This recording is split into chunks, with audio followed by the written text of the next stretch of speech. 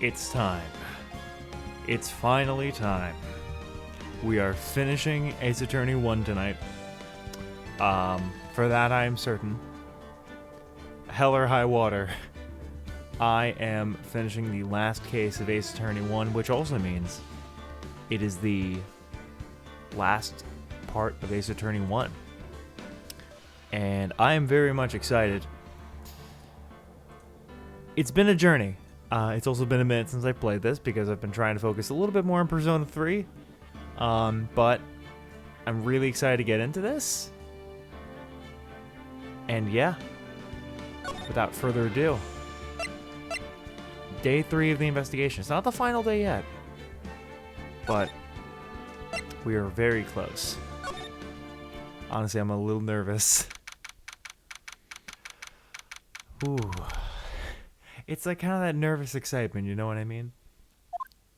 Now, you don't know what to expect, but like a lot of things are on the line. What was Mr. Edgeworth talking about? A memory of a crime that I committed. A memory of murder. Do you really think Mr. Edgeworth killed? I don't believe it. Not Edgeworth.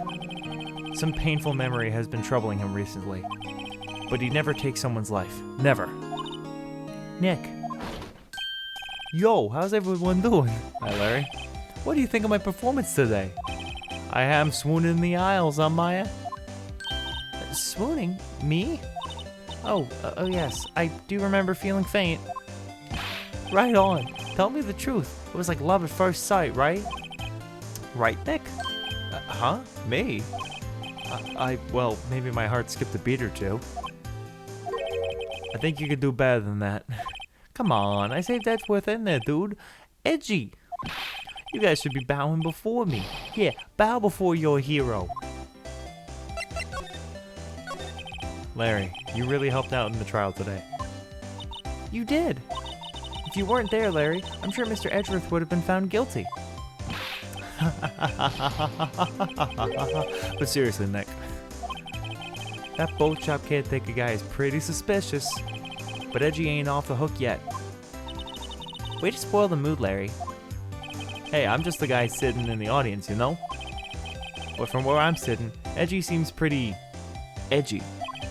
I mean, can you really tell can you really know he's telling the truth about that night?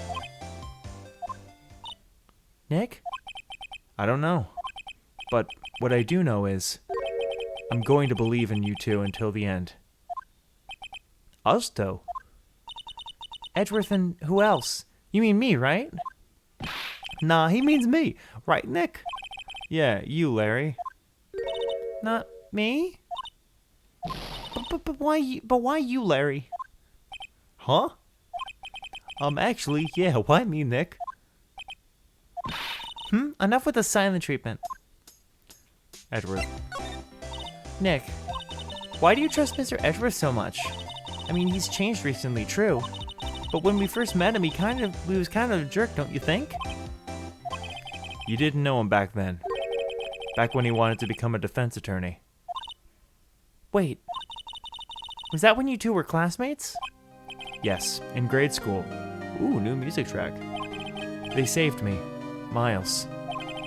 And Larry, they saved me and I'll never forget it. That's why I became a defense attorney, you know? What? Hey, Larry, what's he talking about? Huh? Sorry, I kinda forgot. Okay, Nick, out with it. I'm gonna hear this story today, and that's final. Okay. It's kind of a long story, so hang in there. It was the very end of 3rd grade. I was on trial. A class trial. A class trial? The class trial. You remember, Larry? Spring, end of 3rd grade? A kid in our class got his lunch money stolen. Lunch money? Our school was really small. Every month, kids would bring in an envelope with money for lunch from home.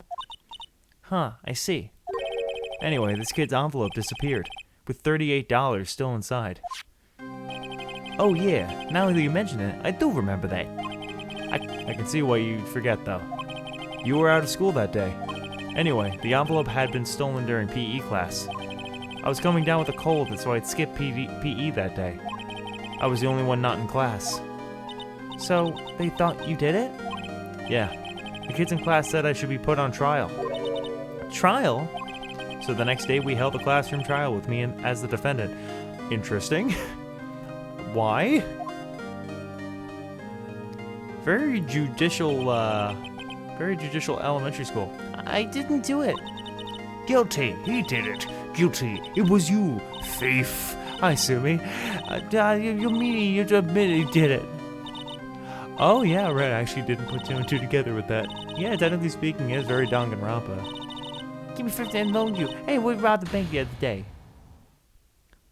Now, Phoenix, you know you shouldn't steal people's money. It's not right. In the end, even the teacher thought I'd done it. Go over and apologize, Phoenix. I didn't know what was happening. I was so sad, I couldn't stop crying. Oh, I thought that was him. Sorry. I was so sad I couldn't stop crying. Everyone was staring at me like I'd done it. I tried to apologize. I went to where the boy whose money had been stolen was sitting. I mean,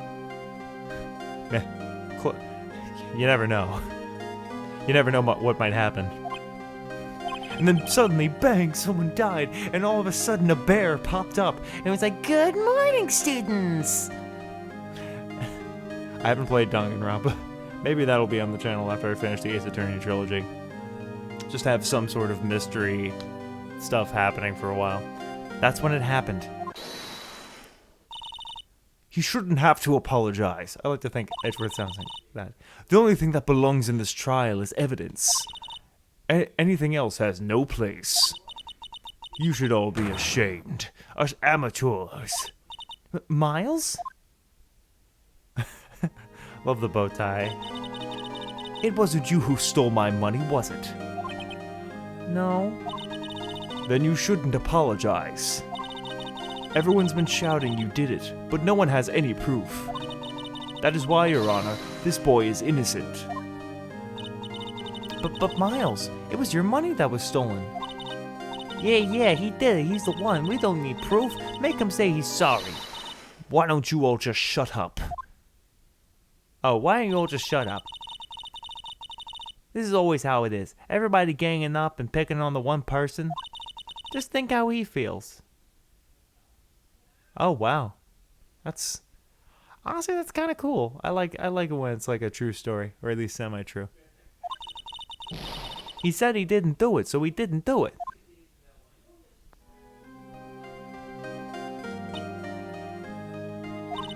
Very well.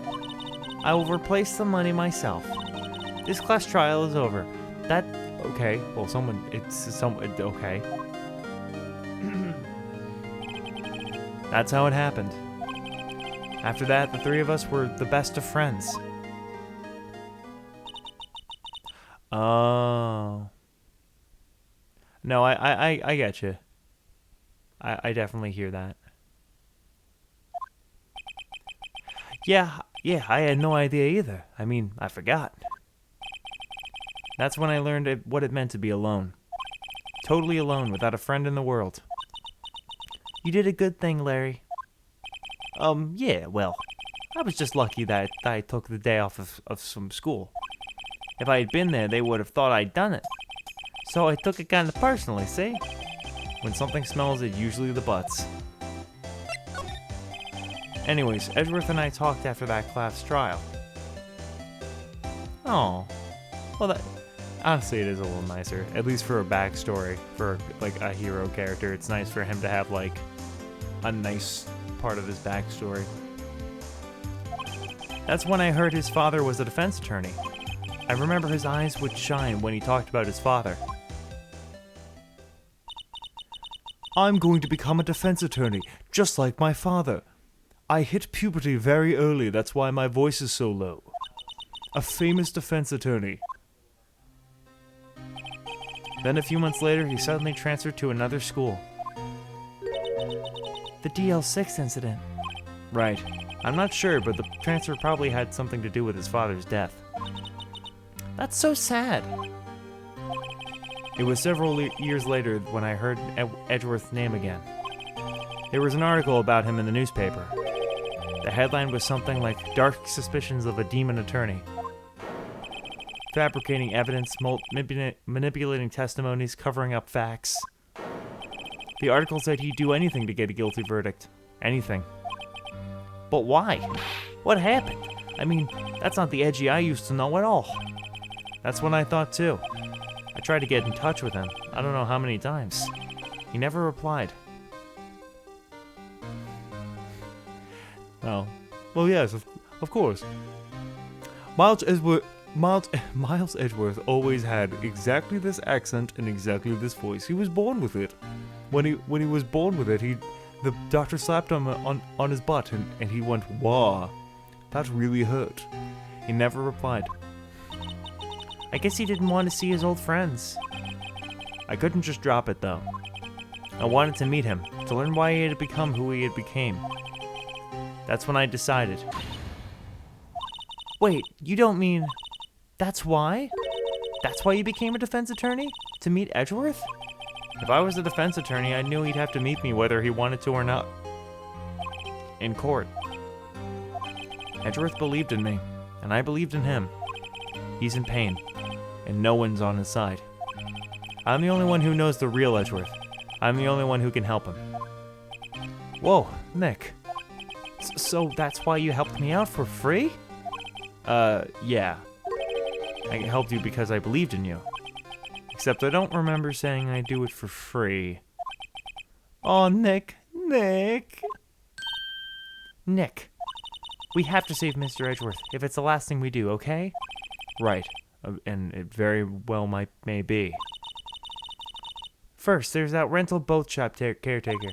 We need to find out who or what he is. I'd settle for who. I guess I can clean out some of this evidence I no longer need. Okay, let's go. Well, what did we clean out? I don't know what we cleaned out. Something's gone, but I don't know. Okay.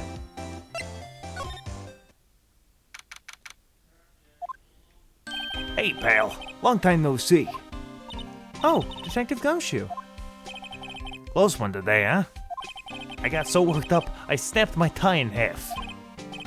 Sorry about that. Your tie looks fine. Apparently it was a different tie. This tie is fine. I have a spare tie, just in case. No problem, pal. Thanks to you, we now know who really did it. You mean the boat shop caretaker? Look, I'll make you a promise. I'll have that scoundrel in my custody by trial time tomorrow. Come what may. It's my duty to you as a police officer. Now I'm off to catch me a criminal. Detective Gumshoe sure is active today. Oh, one other thing. Eek! No one can go into the woods today. The woods? Where Lotta was camping? The woods are off limits to camping, and apparently the park ranger found out. He got pretty mad. So no one can go in for a while. I guess Lotta's in a lot of trouble. Anyway, I'll be seeing you tomorrow.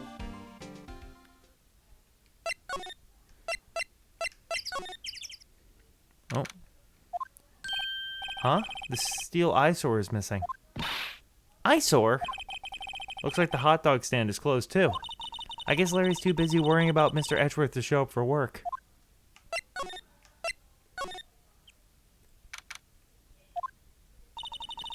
That old caretaker got away. Yep. I never imagined he might be the real murderer. Ahem. I'd know that clearing of the throat anywhere. Oh, hello. What might you be doing here? Out for a walk, Hi, Grossberg. I didn't expect you. Ah, the days of my youth. Like the scent of fresh lemon, you see. Mr. Grossberg, this is no time for idle reminiscing. Mr. Edgeworth's trial ends tomorrow. That is true, yes.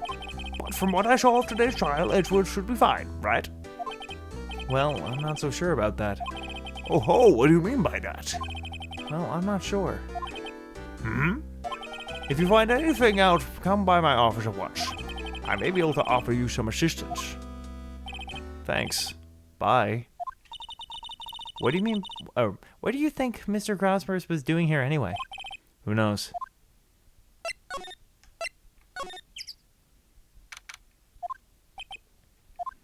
Nobody's home. Hello, hello. Hey, it's Polly. I wonder where your owner's gone, Polly. Hello, hello. I can't believe he'd run off and leave his poor parrot to fend for herself. Hello, hello.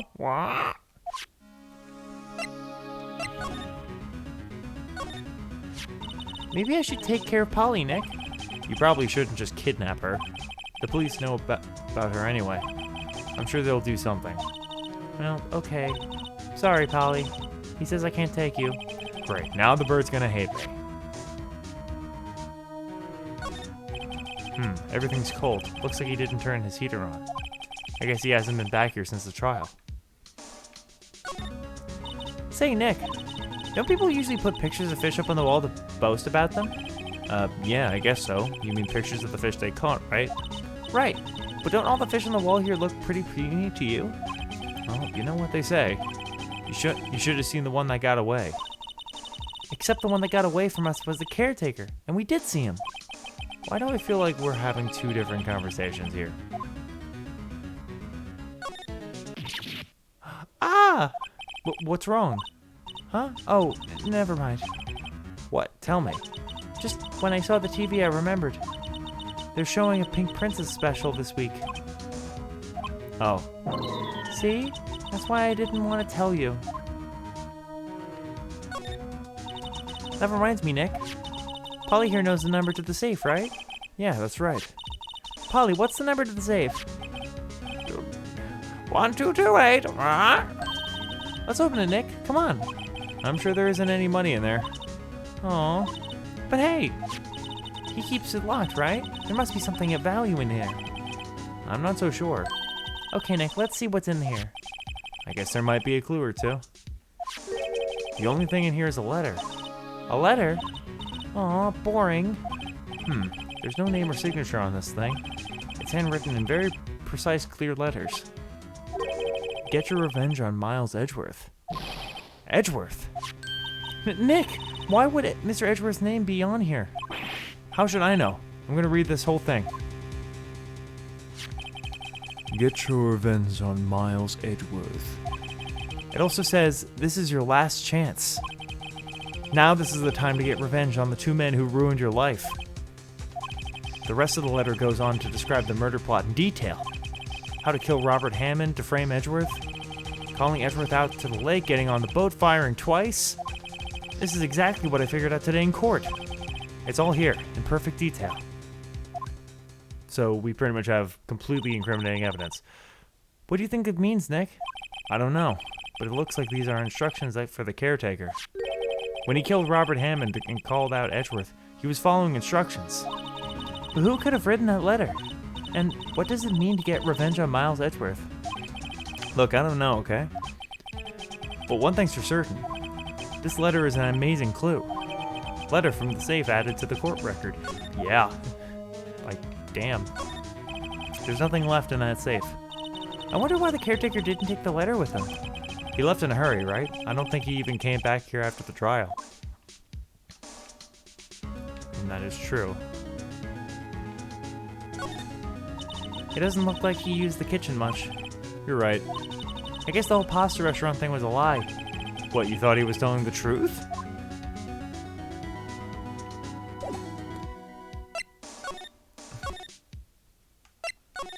Okay, well, now let's see what... Oh, Grossberg. Right, because he said once you find anything, go to Grossberg. One day left, Nick. Yeah, I know. Well, no time to waste. Let's get going.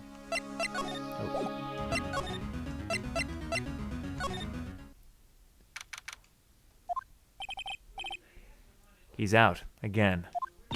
When does he work, anyway? Now, don't be harsh. Guess we'll have to come back later. Okay. I assume we talked to Edgeworth, right? You look as grim as always. Mr. Edgeworth, I heard that story about the class trial. Class trial? What do you mean? You don't remember? No, I don't. Your lunch money was stolen, wasn't it? In 3rd grade? Lunch money? Oh, right. Yes, I seem to remember something like that. Nick, I think you're the only one who really remembers. Well, it probably only mattered to me anyway. Mr. Edgeworth, didn't you know? That trial was the reason Nick became a defense attorney. Ridiculous. Gee, thanks. That said, it does sound like the kind of thing you'd do. You'll have to change a bit. Or you haven't changed a bit, haven't you, Wright? So simple, to a fault even. Well, maybe, yeah, but I think you changed too much, Edgeworth. Perhaps. Hey, Edgeworth, why did you become a prosecutor anyway? You used to look up to your dad. You said you wanted to be a defense attorney, right? I couldn't let myself deny reality like you. What do you mean? My father was taken from me, and you want me to defend criminals? I'm sorry, Wright, but I'm not that good of a person. One suspect was apprehended at your father's murder, right? Yes, the man trapped in the elevator with my father. His name was Yanni Yogi. Sorry about that. He had to be the shooter, any way you look at it. Yet, he was found as innocent. The defense attorney got him off the hook. That would be Robert Hammond. On that day, 15 years ago, the 3 of us were trapped in that elevator for 5 hours. When we were rescued, we all suffered oxygen deprivation. I had lost all memory of the murder. Lost your memory? Even now, I can't recall what happened in that elevator. That was the crux of Yogi's attorney's argument in court. He claimed Yanni Yogi had not been of sound mind due to the oxygen deprivation. Yogi was released due to lack of evidence. Innocent. That's when I changed my mind. I started to hate defense attorneys. What's your relationship with Von Karma? He's my teacher, and a man who deserves respect. I learned everything I know of courtroom techniques from him. So he's like my sister was to you, Nick. He is a perfectionist in all things. In court, in his personal life, he is obsessed with doing everything perfectly. Perfectly, huh? In all cases he has taken on, none were left unsolved. And not one suspect was declared innocent. Ever. But that's... I know. It's possible someone of the suspects were indeed innocent. However, it is impossible for us to accurately determine that in every case. All Von Karma does is his job, to find the suspect guilty, perfectly. In any case, it's nigh well impossible to find a weakness in him. Should a weakness appear, he would do everything in his power to make it go away. Edgeworth, What if if what you're saying is true? You're headed for a guilty sentence tomorrow. he's right. Now's no time to praise the enemy, Mr. Edgeworth. It's a strange situation in which I find myself, I admit. No kidding.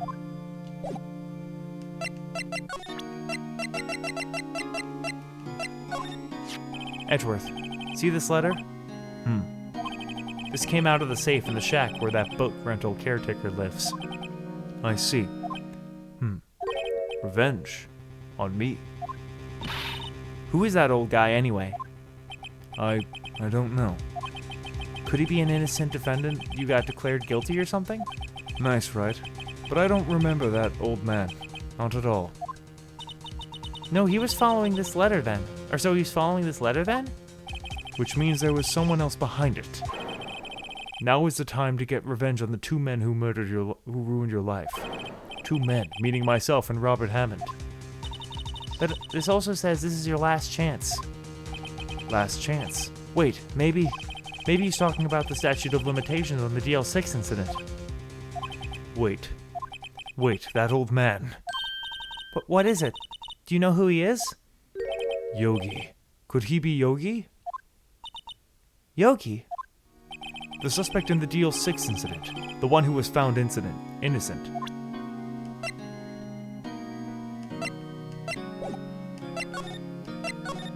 Yanni Yogi was a court bailiff at the time. We just happened to be in that elevator together 15 years ago.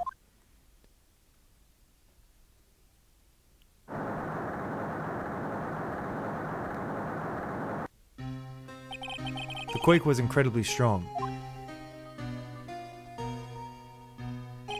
Before I knew it, everything was dark.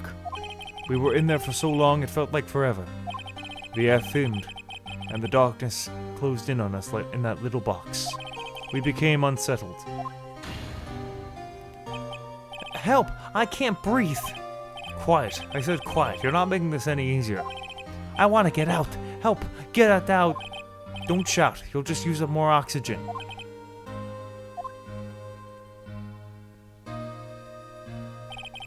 That's all I remember. When I came to, I was in the hospital bed, staring up at the ceiling. In court, Yanni Yogi's mental condition was called into question. They claimed the oxygen deprivation and stress had caused temporary insanity. In the end, the claim passed in court, and Yogi was found innocent. Huh. But isn't that strange? This letter tells him to get revenge on Edgeworth. Why would he want to take revenge on you? Right. Yeah? There's something that's been troubling me for these last few days. I didn't know whether or not I should tell you. You mean that nightmare? It's a nightmare I've had. A memory of a crime that I committed. A crime you committed? A memory of a murder. I think the time has come to tell all. Here we go. For the last 15 years, I've had the same dream almost every night. I wake up in a fearful sweat every time. What kind of dream? It's a dream about my father's killing, in the dark. Help! I can't breathe! Quiet. I said quiet. You're not making this any easier. I want to get out. Help! Get us out! Don't shout. You'll just use up more oxygen.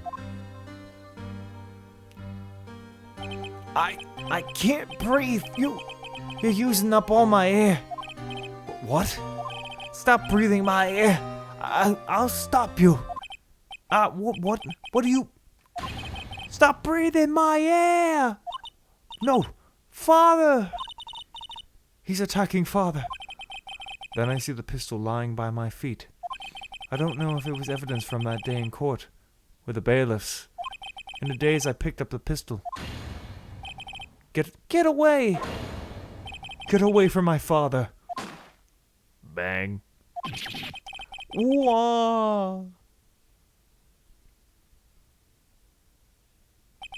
And with that scream, I awake.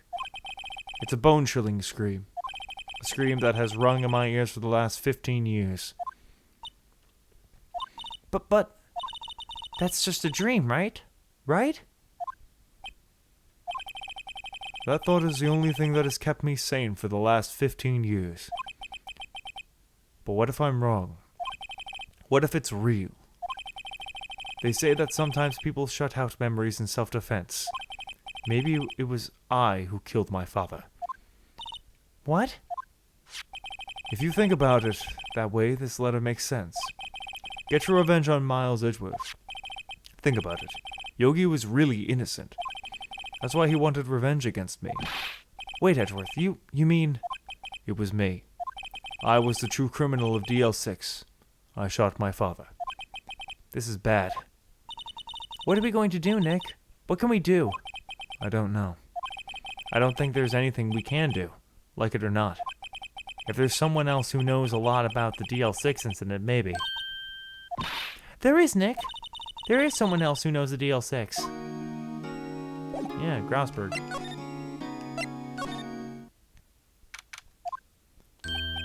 Mr. Grausberg. Ah, yes, hello there. What's wrong? You look troubled. No kidding. I can't believe you're not. My. Just calm down and tell me what's happened, It's Mr. Edgeworth. He...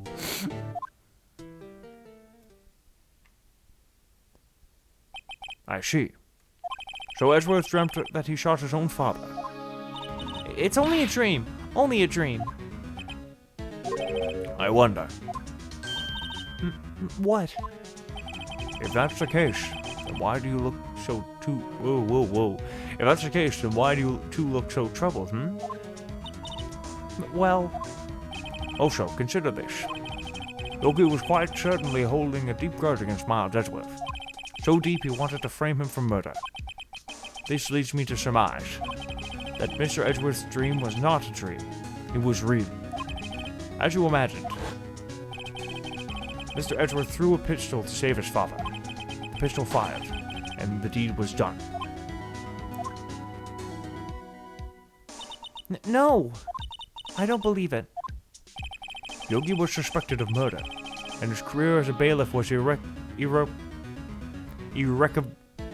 irreversibly wrecked.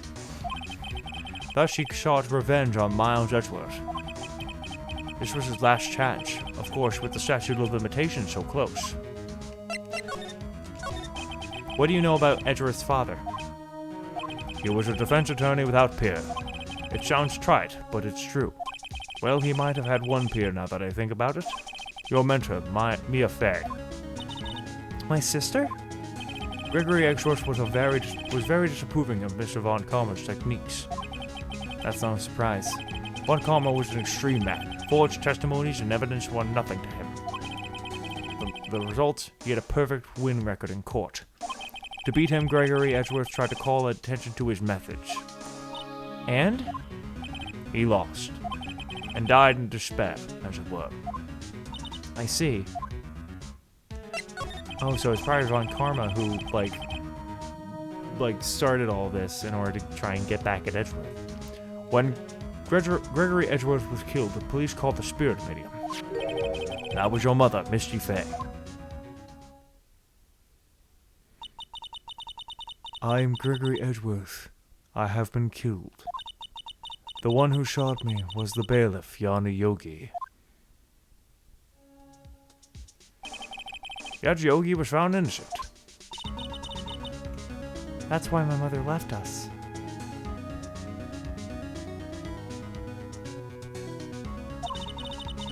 Everyone called her a fraud. That's right. Everyone thought she was you, see? She was, you see. Yet, now that I think about it, it seems the one who lied was Gregory Edgeworth's ghost. Gregory Edgeworth must have known who shot him. I don't believe it. So you're saying he falsified his testimony? That Edgeworth's dad lied to protect his son? It's only a possibility, mind you. But a possibility nonetheless. Okay. Do we go back now? Actually, no. Wait, we can present to Grossberg the letter. Oh, so this is the letter. It does seem that Yogi was following this letter when he killed Hammond. But why kill Robert Hammond? Hammond was a skilled defense attorney, but he defended clients not for their sake, but for his own. Huh? His own sake? He never trusted his clients, that one. The only thing he trusted was his own ability. But he got his client found innocent, so why does it matter? Actually, my dear, it's quite different. He won that innocent verdict for no one but himself. Yogi was a free man, but socially he was ruined. Huh? You'll understand soon enough. Wait. What is it? This letter. I've seen this handwriting somewhere before. A long time ago. Whose handwriting was this? Do you have any idea who wrote this? Manfred von Karma. Could it be Manfred von Karma? Von Karma? Why would he have something to do with this? Well, I'm not sure. Von Karma. But wait, you're right, my boy. This is Von Karma's handwriting, I'm sure of it. I used to see it all the time in court reports. What? But that means... Called it. The one who told Mr. Yogi to kill was... Correct. Manfred Von Karma himself. Someone better pick up that phone, because I fucking called it. What does this mean, then? Why would Von Karma want to frame Edgeworth? If it truly was Von Karma who wrote this letter, then he would know the truth. He would know that Miles Edgeworth had accidentally killed his own father. He'll say as much tomorrow in court, I should think. He'll press the point until the court finds Miles Edgeworth guilty. Oh no. But how could Von Karma know that Mr. Edgeworth's passed like that? Even Mr. Edgeworth thought it was just a nightmare. That I do not know. Yet I do know that Von Karma is both persistent and a perfectionist. He may be seeking to satisfy a grudge against Gregory Edgeworth by hunting his son. What do you mean? It was 15 years ago. Von Karma met Gregory Edgeworth in court, and Von Karma did win, but he didn't make it through the trial unscarred. What happened in the trial between Edgeworth's dad and Von Karma? Von Karma got the guilty verdict he wanted. He won the trial. But Gregory Edgeworth accused Von Karma of faulty evidence. And though he lost the trial, Mr. Edgeworth's accusations stood. Faulty evidence? It was the only penalty Von Karma has ever received in his career as a prosecutor. Gregory Edgeworth dealt a blow to his perfect trial record. Wow.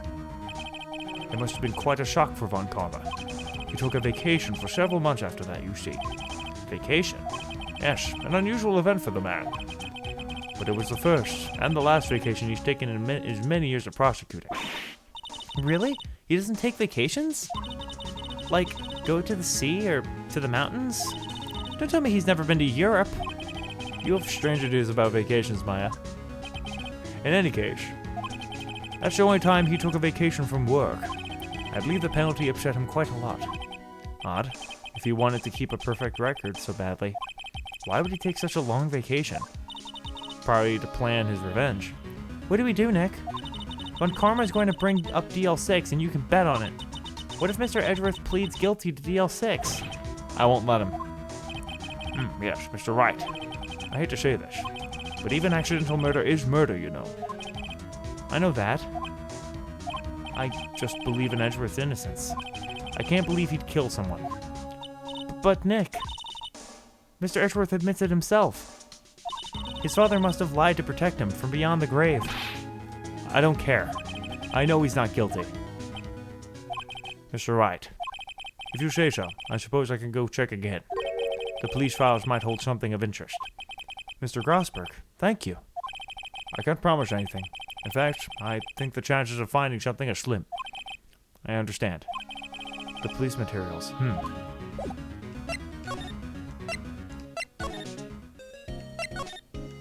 Alright. There's hardly anyone here. Everyone must be out looking for the old guy, Yogi.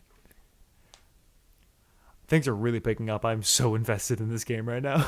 I'm sorry if I'm a little quiet. I am very invested. Ah, it's you. I don't think Gumshoe will be coming back today. He's staying out late looking for someone. Sounds like Detective Gumshoe is pounding the pavement for real. We were wondering if we could check out the records room again? Well, now I can't have just anyone wandering around in there. But I guess Mr. Von Karma isn't there now anyway. You can go in as long as he's in there. Von Karma? Yes, he just arrived actually. Von Karma's in the records room. Nick, let's hurry. Oh, he's gonna be fucking some shit up. Dusty as always.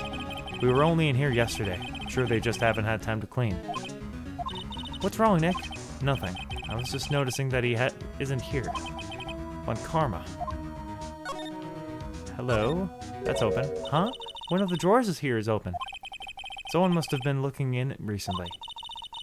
The label says unsolved cases, evidence. Unsolved cases. Nick, the file for DL6, it's completely empty. What? What are you doing in here? Von Karma! You. How did you know my name? Huh?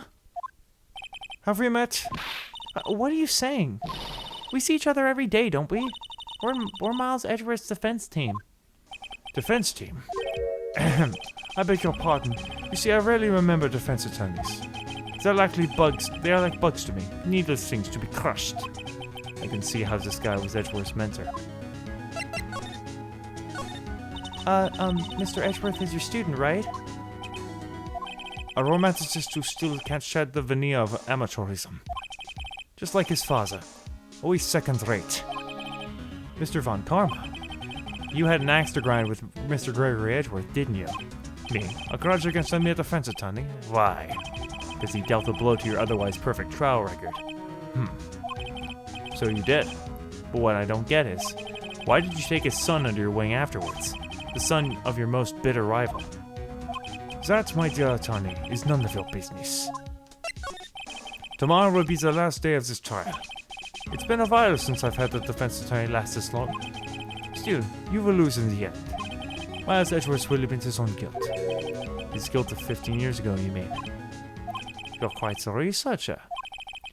If you've done your homework so well, then certainly you must understand. You know what Miles Edgeworth will tell the court tomorrow. You were right. So Von Karma is going to bring up DL6 in the court tomorrow.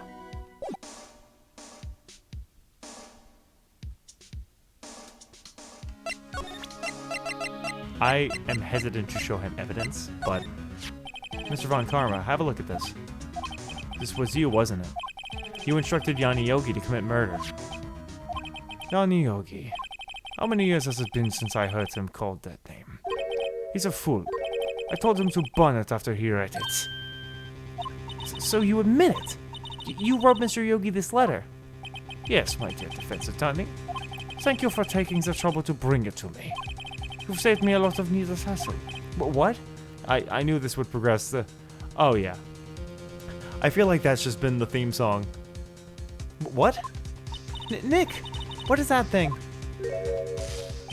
A stun gun for self-defense, usually. Indeed. 600,000 volts will course through your body like a dog touching an electric fence. 600,000? Oh, don't worry.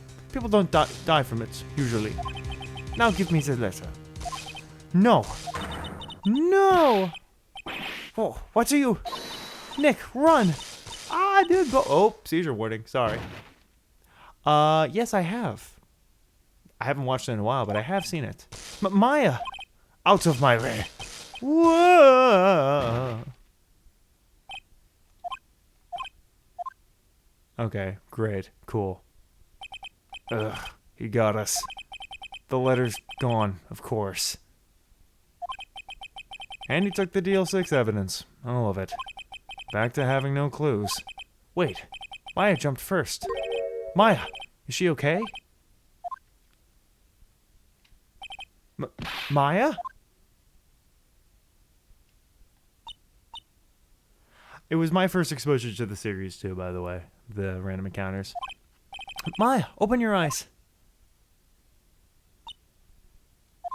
Maya! The letter. Did he take it? Huh? Oh, yeah. Are you okay? I couldn't stop him. I jumped as fast as I could, but one shot from that thing knocked me out cold. I'm useless. I'm no good as a lawyer or a medium. I can't even call my sister. Not even now when we need her the most. I wish I hadn't woken up at all. Maya! There has to be some way I can help her. I better do something about her self-confidence first. Maya, she's holding something. What's this? A bullet? DL6 evidence, evidence number 7, taken from the heart of Gregory Edgeworth. I remember. Von Karma was holding this when Maya jumped him. DL6 bullet stashed in the pocket. I'll prove it was you. I'll prove it to you, Maya. You're most definitely not useless. I'll prove it to you in court tomorrow. Alright, here we go. he took our clue. I knew that showing him the clue would. I mean, I knew it would progress the story. I also knew it was a horrible idea. I knew it was the worst possible idea, but we're living with it. This is it. Judgment Day. Today things are gonna get settled at last. A lot of things. Whoa! What's the big idea? Sorry, Nick. I only touched your shoulder. I guess the shock hasn't worn off from my run-in with the stunt yesterday. Anyhow, oh, that's gonna be important. Anyhow, today's the last day of trial. Good luck, Nick. Yeah, thanks, Maya. Edgeworth is looking glum as always. I hope Von Karma doesn't push him too hard. Whoa! What are you doing? Sorry, I'm sorry. I just thought I'd cheer you up with a pat on the back. Maya, maybe you should go outside and discharge. Right, good idea. Try not to electrocute anyone on your way out. No, you should keep that. It's proof that we... Whoa, yeah, pal! What's gotten into that girl? Detective Gumshoe. Morning, Mr. Edgeworth. Good morning. How did it go, Detective? Have no fear, as promised, I've captured our runaway caretaker. I just brought him in. Took all night, pal. Would that be Thundershock? Actually, I would... Here's my nerd, I'm actually here. I would say she actually has that, there's like a shocking coat or something like that, where if you physically attack certain Pokemon, you have the chance of being paralyzed. So she just has that going. I feel like that's a little bit more fitting. Static? Thank you. Couldn't remember the name, but I feel like she has static going on right now as a temporary condition. Thanks, Detective Gumshoe. You must be tired. Actually, after that shock I got on the way in, I feel pretty good. Yoki says he's forgotten his own name, but that has to be a lie. Why would he want revenge on Edgeworth if he couldn't remember his past? He does remember, and I'm going to prove it. I mean, we have a picture of Misty Faye. I have a feeling that's going to be used in this case. Here we go. Court is now in session for the trial of Marge Edgeworth. Psychic Ghost. Would her evolution be, like, just her as Mia? The defense is ready, Your Honor. The prosecution is ready. Right, very well. We have researched the final day of our proceedings in this trial. I ask that the prosecution submit decisive evidence. I know, right? Yeah, we have her right here. Understood. Come on, don't be odd and precise about every little thing he says. Very well, Mr. Von Karma, your opening statement. No case 2. Oh, like the Maya case, right?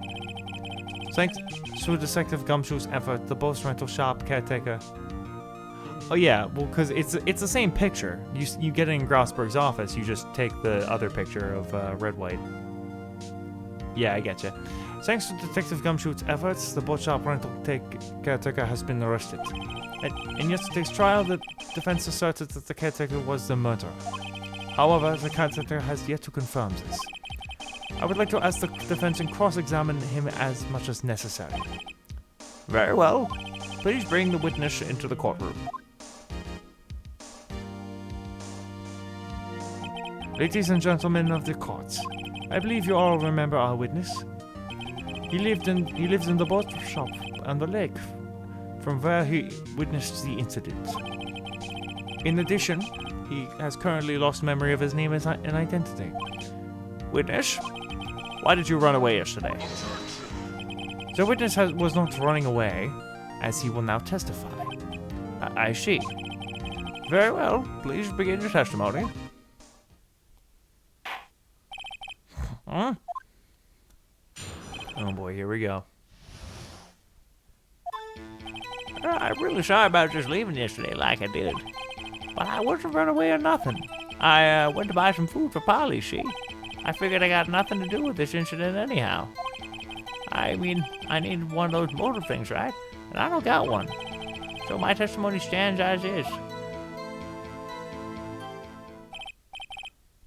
Very, very well. Let's begin the cross-examination, shall we? He has to know his name. Yanni Yogi. You're Yanni Yogi, and I'm going to prove it.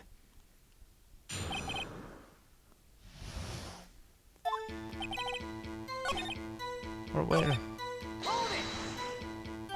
Food?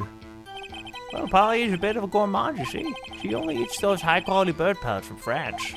They only have them in the big pet shops downtown. But you weren't arrested until this morning. Why didn't you go back to the caretaker's shack? Well, I kind of got lost, you see.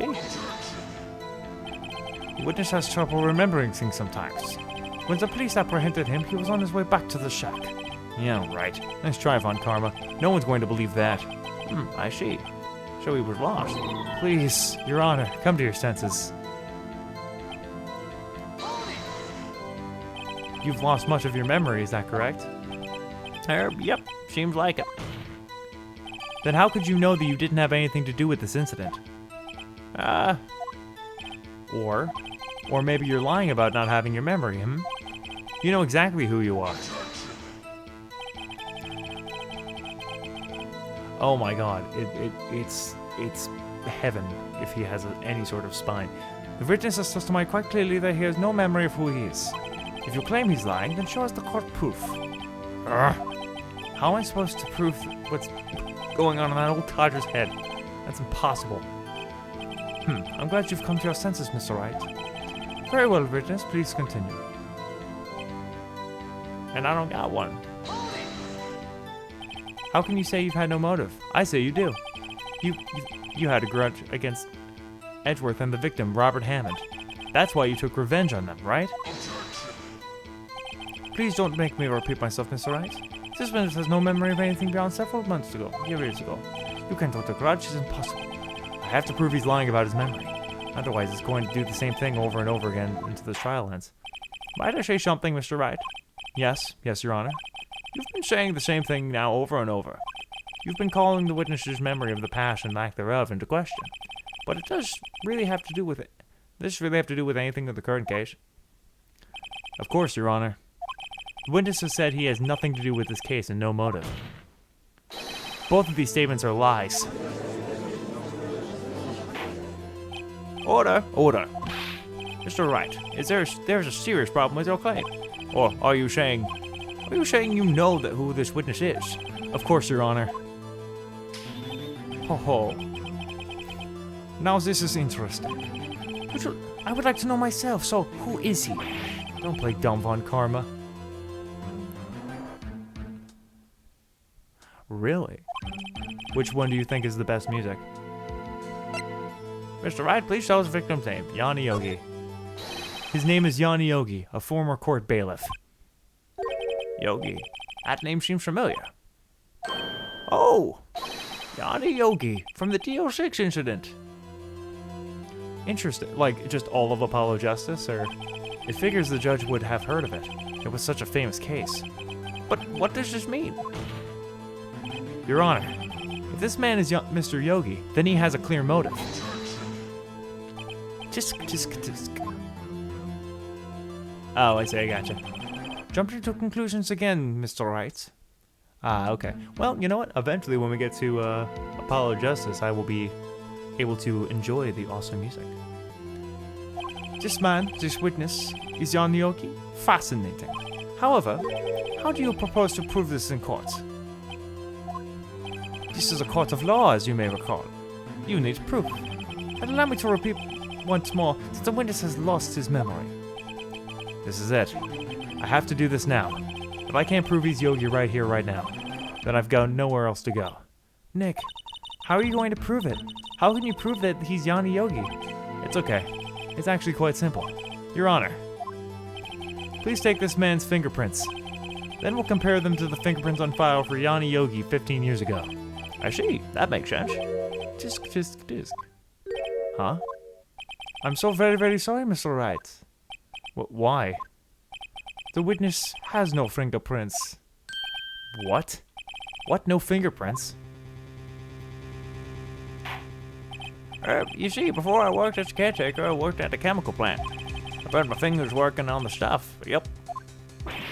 What? Yogi, you sneak.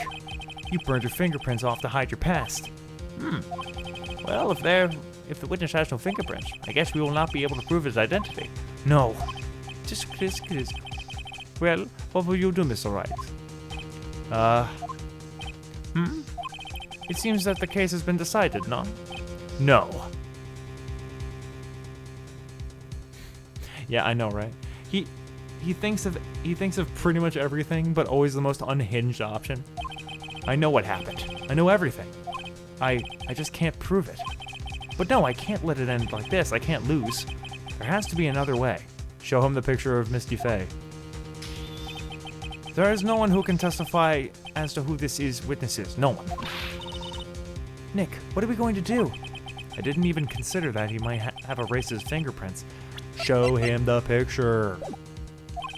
What do I do? Just. Well, Mr. Wright, perhaps you'd like to cross-examine his parrot for a little comedic relief, Yeah, very funny. You're a sore winner, Von Karma.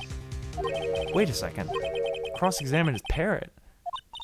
Wait, what is it, Nick? Oh, because he's seen everything. No, you're not going to. Your Honor. The defense would like to call Mr. Von Karma up on his proposal. Take Mr. Von Karma up. Oh my, proposal. Exactly, Your Honor. I would like to cross-examine the witness's pet parrot. Fuck yeah. Get Polly in here. Order. What do you think, Mr. Von Karma? Need you even ask? This is a farce. I object. Wait a second. You were the one who suggested I cross-examine the parrot, Von Karma. I have the right to do as you suggested. Well, if you're so desperate, then please be my guest. Of course, should you go through with this, and nothing comes of it, I really hope you're ready with the consequences. Nick, this is crazy. Well, you still want to go through with the little game? Yes, I'm doing it. Let the parrot take the stand. I will cross-examine her, Your Honor. This is the most ridiculous thing I've ever heard. But Karma's rigged every person's testimony, every piece of evidence, except the parrot. She's my last chance. At least I think so. Bailiff, bring in the parrot. He pulls some shit. He pulls some shit in this. He's like, that's a great idea. Let's just swing for the fences and hope we hit a home run. That's quite a bird. Please tell us your name. Name. The witness should ignore me. It must hurt to be ignored by a bird. Very well, witness. Who is your honor? Please testify for us. Oh boy. Hello. What? Oh, we gotta press him on hello point. Certainly the most concise testimony you've had so far. Very well, begin your cross-examination. Right. What are you going to do, Nick? I don't know. What are we gonna do, Maya? I don't know. Just gotta figure it out. Hold it! Witness, you can't just say hello and expect us to get anywhere. I want you to testify. Maya, you talk to her. Right. What do I say?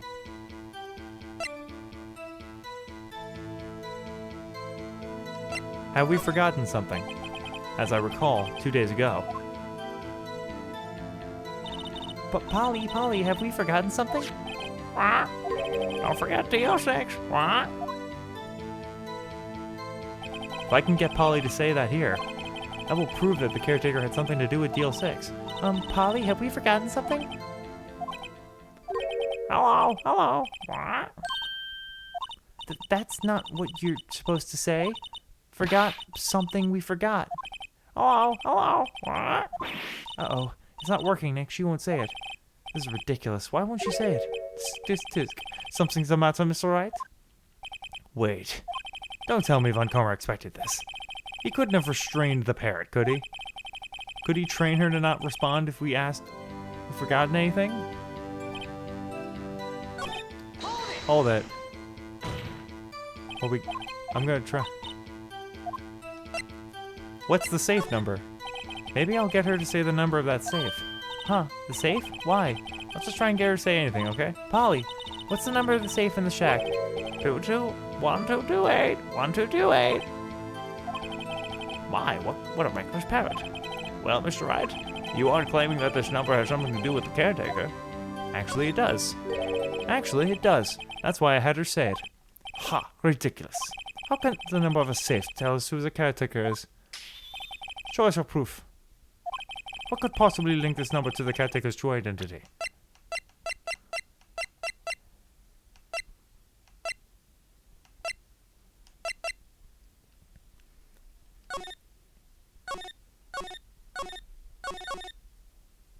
Polly Jenkins! Polly Jenkins! I'm going to present this. The DL6 case file. What is this obsession you have with that case, Mr. Wright? Where is this file? Where in this file is something related to the number? Let me.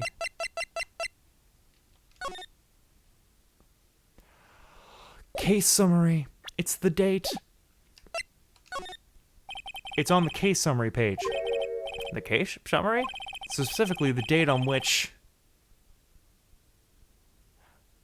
the DL6 incident occurred. Well, because I noticed it was the date, but also the fact that, the name of the bird is the same name as Polly Jenkins, the wife of Yanni Yogi. Specifically, the date on which the DL6 incident occurred. The date of the incident? December of 28? Why, that's today's date, 15 years ago. And the number on that safe is 1228. Ah. He used the date of the DL6 incident as the number for his safe, Your Honor. That's how important the date was to him. I see. It certainly is an interesting coincidence. People often do set their secret numbers to dates. Bah, this is not tangible proof.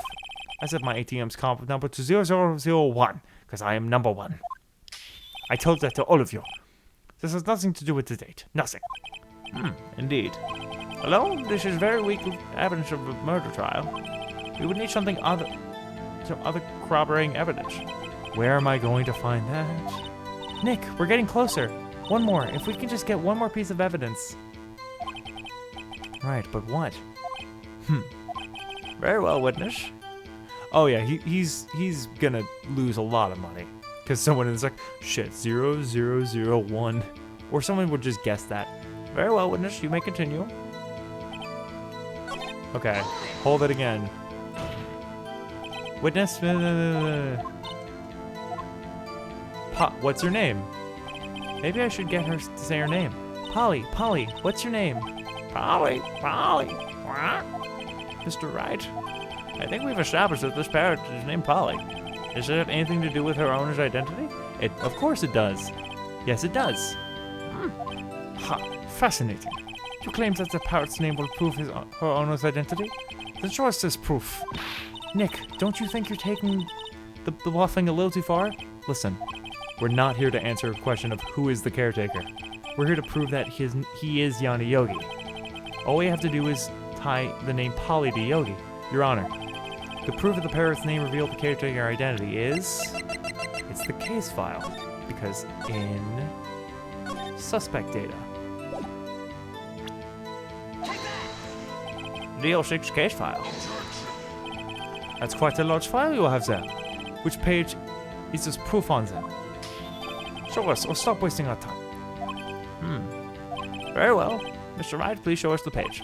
Where in this file is the information connected to this parrot's name? Suspect data. It's on the suspect data page. This page has all the information about Yanni Yogi. Right after he was arrested, his fiancée committed suicide, see? Indeed. It does say that, yes. And what was his fiancée's name? Polly Jenkins. Polly? Exactly, Your Honor. He wanted to remember the name of his fiancée who had committed suicide. That's why he named his parrot after her. I see. I guess that is possible. Bah, a mere coincidence, that's all. My granddaughter has a dog she calls Phoenix. Well, Mr. Phoenix, right? Does this make you my granddaughter's fiancé? She's only 7 years old. She's only 7 years old. That's enough. I think we've reached a conclusion here. This is a mere coincidence, that's all. True, that is a possibility. However, two coincidences at the same time seem a little bit more like a pattern to me. What are you saying? Show me the caretaker of the boat shop. Immediately. Witness? Tell us your name. Wait. This witness, he doesn't remember. No, it's okay. Oh, fuck. I've accomplished what I've wanted to do. I'm done. Nick, he looks totally different. This is the real Yogi, I think. Finally. He's been acting feeble to hide his true identity. Acting for 15 years. Well, let me ask you again. Please state your name for the court. My name is Yanni Yogi. 15 years ago, I served as a bailiff in this very court. I like to think that his name, that makes more sense that his voice is gonna be that. Order. Yanni Yogi. So it was you who killed Robert Hammond and tried to frame Mr. Miles Edgeworth for his death? Yes, it was me. I did it. They put me on the witness stand 15 years ago. Robert Hammond, he said I was mentally unsound. He told me it would make me innocent, get me off the hook. So I pretended to have brain damage. I was innocent, really, but he didn't believe me. We won the trial, but I lost everything. I lost my job, my fiancée, my social standing. Then, this year, 15 years later, a package arrived. It was a letter and a pistol. The plan was written now in careful detail. It was a plan for me to take my revenge on the people who ruined my life. I didn't care who had sent it. I thought this was my chance. After 15 years, this was it. Finally, a chance to have my revenge on Robert Hammond and Miles Edgeworth. I have no regrets. Wait a moment. Revenge against Miles Edgeworth? What do you mean? I'm not at liberty to speak on that matter. Why don't you ask Mr. Edgeworth yourself? Anyway, I admit it. I was the one who killed Mr. Robert Hammond.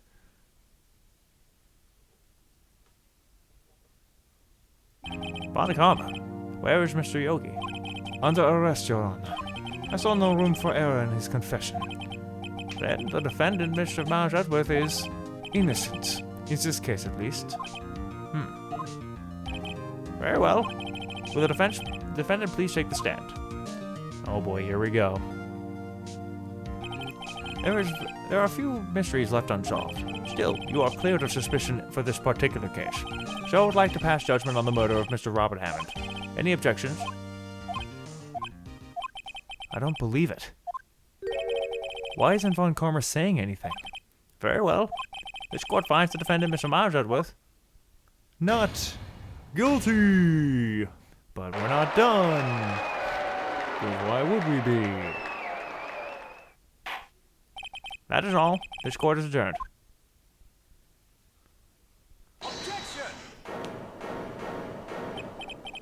Did someone just say objection? It wasn't Von Karma. Wait, but that means... No. Edgeworth? Your Honor, I object to your judgment. But what do you mean? I'm not innocent at all. As we have heard, Yanni Yogi killed Robert Hammond in revenge. But revenge for what? Nick, Edgeworth is trying to confess. He's going to say he's guilty. He's going to tell him that he was the murderer of the DL6 incident. He's going to tell them he killed his own dad. Uh-oh, what do I do?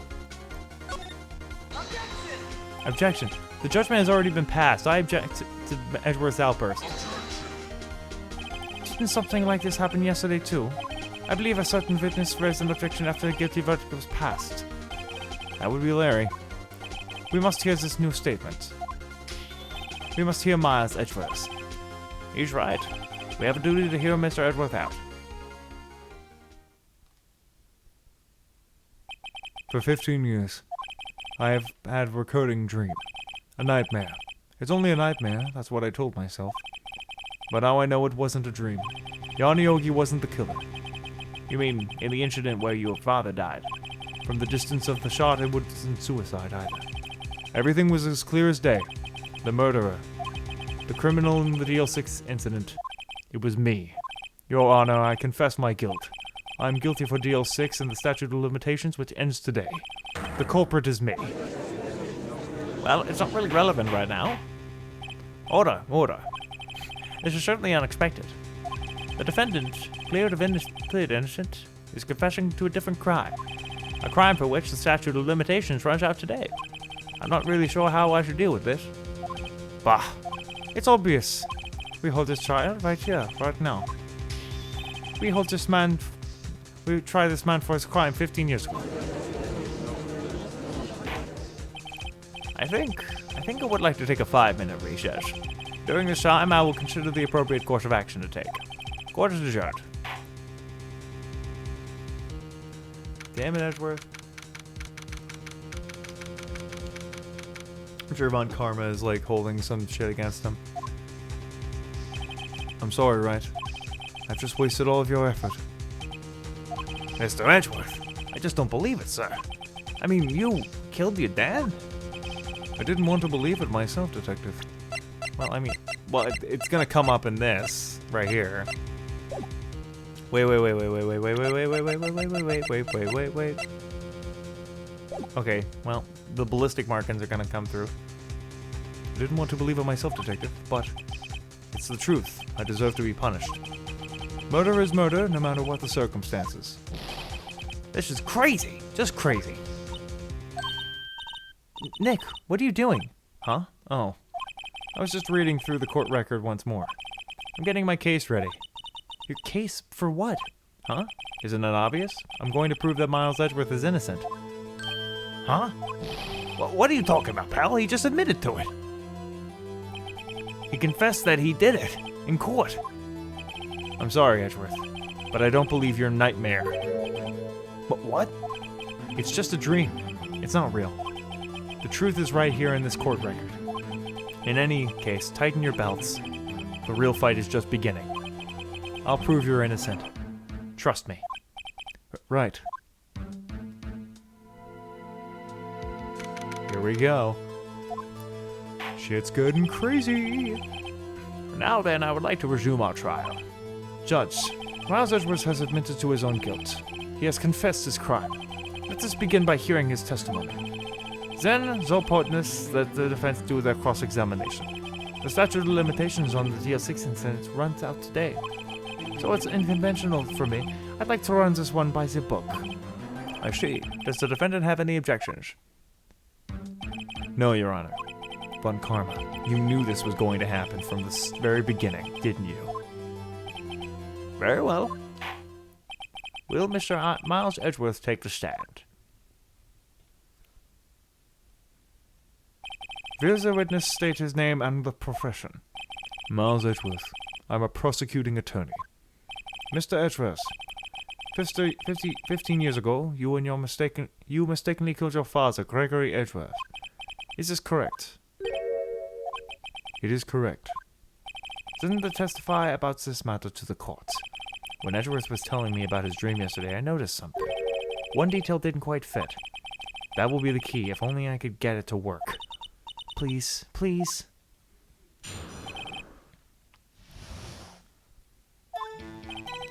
That day I had gone to the courtroom to observe one of my father's trials. As we went to leave, an earthquake struck, trapping us in the elevator. My father and Mr. Yogi lost their composure and began to argue. Just then, something heavy fell at my feet. I picked it up and threw it at Mr. Yogi. I wanted them to stop fighting. A moment later, there was a single gunshot and a scream. It was a terrible scream. I remember it to this day. That's all. Yeah, but there's no real proof that he fired the gun. And until now, you thought this memory was a dream? We were stuck in that elevator for 5 hours. The oxygen in the elevator ran out and I lost my memory of the events. Bah! The same claim that Mr. Yogi has made. Very well. Mr. Wright, your cross-examination, please. Yes, Your Honor.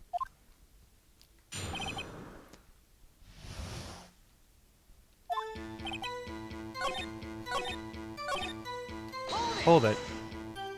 What was it? A pistol. I assume it was the bailiff's, Yogi's. The safety must have come off when it fell from his holster. And you picked it up. What's happened next?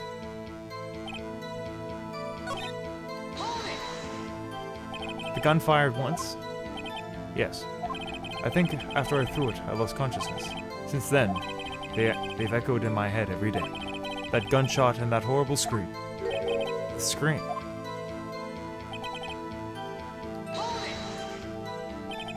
To this day. Yes, I can practically hear it now. I doubt I will ever forget that scream as long as I live. There it is. One part of that testimony clearly contradicts the evidence, but I don't know what it means. I better find out and quick.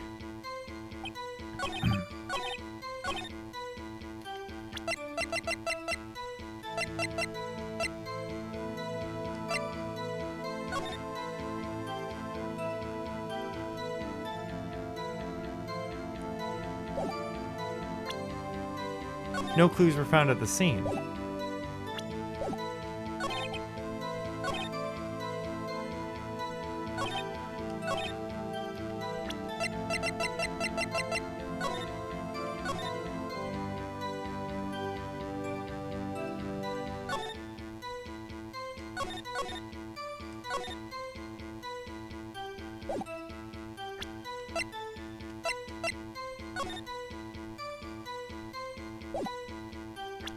Wait, hold on a minute.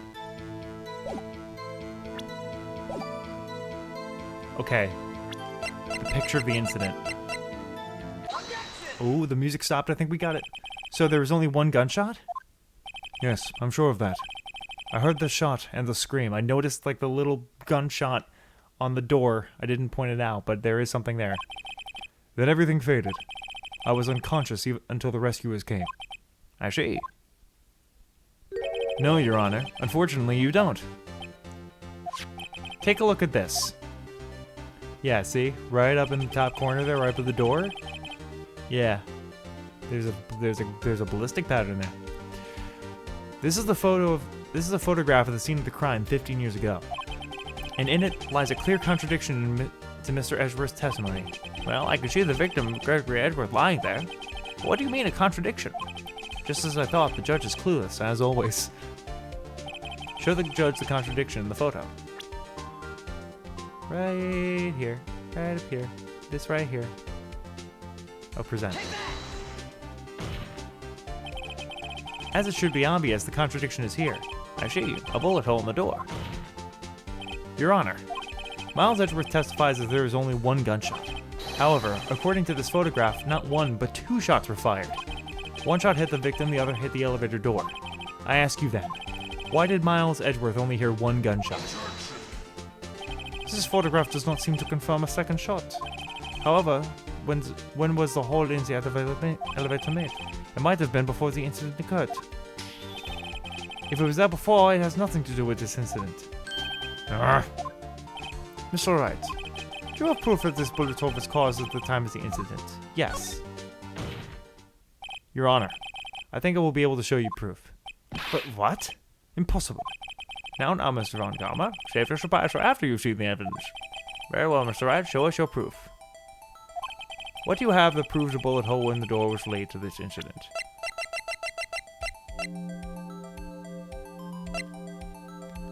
I'm going to say it's the bullet. Mr. Wright, please think of how we feel about having to look at this evidence time and time again. Every time you show us ridiculous evidence, I feel well mocked. Well, I mean, I don't really mean any harm by it, Your Honor. Not meaning any harm. And not doing any harm are two different things, Mr. Wright. Try again, Mr. Wright. Oh, fuck. What do you mean?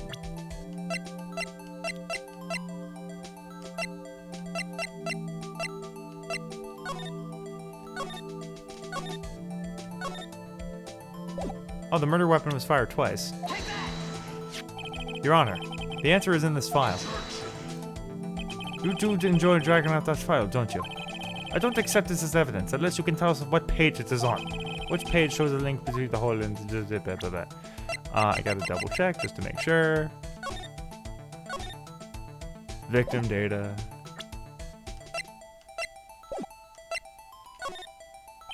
Look at the victim data in this file.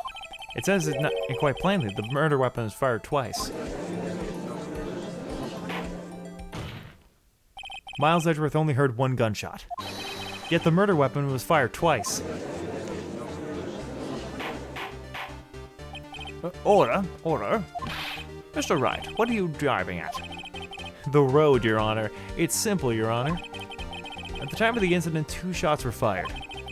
One went into Gregory.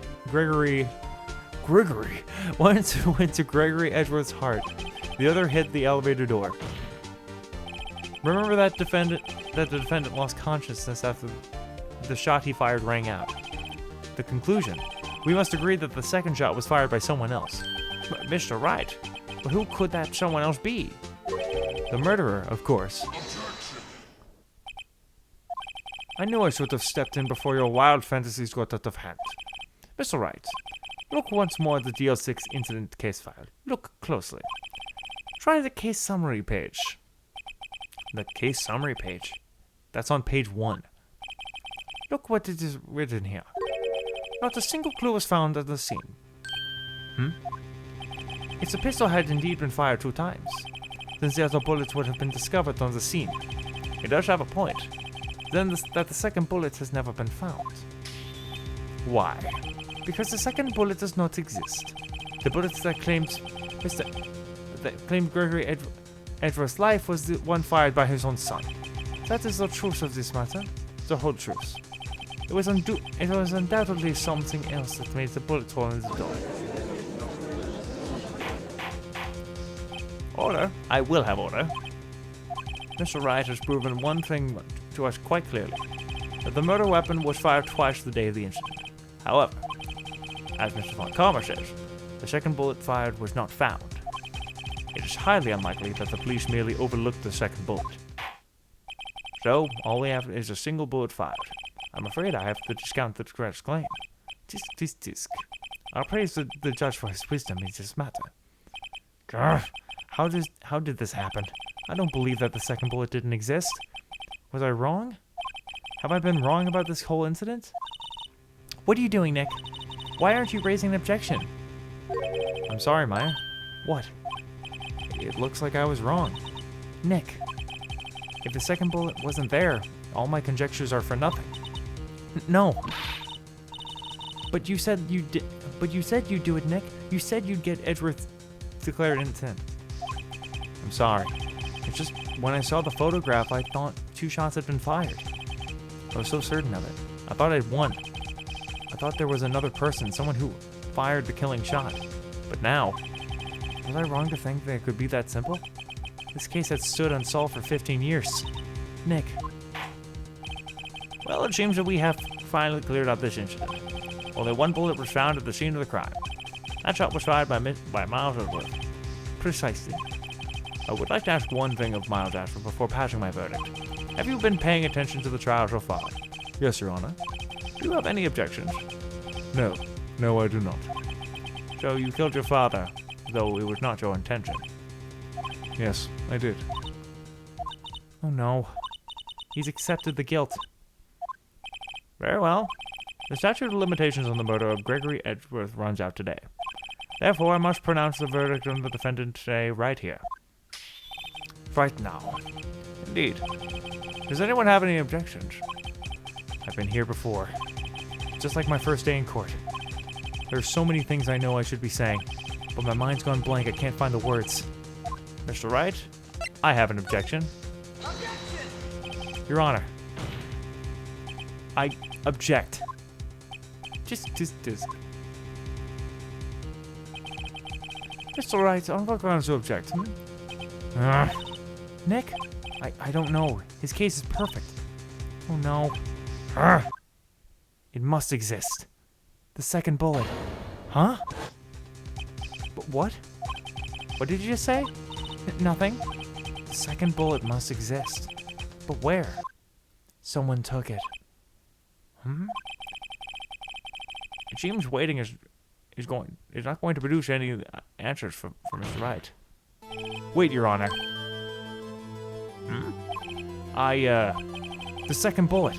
It existed. What? We've just heard proof that it did not exist. I realize that, Your Honor. I'm really grasping here. It's just someone took it from the scene of the crime. That's what happened. But who? The murderer. The murderer? Then tell us just who is this murderer? I'm still thinking about that one. So the criminal took the second bullet, but why? First of all, how would they have found it? It's not easy to find a stray bullet, Mr. Wright. Was there a need for pressure? The murderer had to find it. Of course there was a need. That's why they took it. Bah, what possible reason could they have had? Well, the reason the murderer took the bullet the way it seemed is the bullet would be proof. Maybe they thought that the bullet would be used as proof? Proof? It was a special bullet, so they took it with them. Oh my god. If that was the case, then they should have taken the bullet from inside Gregory Edgeworth as well. Huh? Why would they only take one of 2 shots fired? Oh, right. Mr. Wright, have you really thought this through? I'm going to have to penalize you. Okay, cool. This isn't going so well. Is there something pressing for a need in the murder search that bullet? The murderer didn't need it. Why would the murderer have spent the time to look for the stray bullet? I haven't got a clue. What's wrong, Nick? The murderer had no reason to take that bullet. He don't want to admit it, but it's true. Had to take it. Had to take it. What does that mean? You're thinking too normal. Think crazy. Wow, this is great. Don't think why the bullet was taken. Think why the bullet had to be taken. Mr. Wright? Yes, Your Honor. I have no idea what I'm doing. Well, the murderer had no intention of taking the bullet from the scene. But, the murderer had to take the bullet. Had to, Mr. Wright? What do you mean? Well, for instance, what? Maybe the bullet, hit the murderer. The bullet hit the murderer? Just saying, for instance. I mean, if it hit you, you would have had to take it with you, wouldn't you? It's not like you could perform surgery right there. You know? Wait a second. I was just talking off the top of my head, but what if that's really what happened? Let me get this straight. So at the time of the murderer themselves was shot.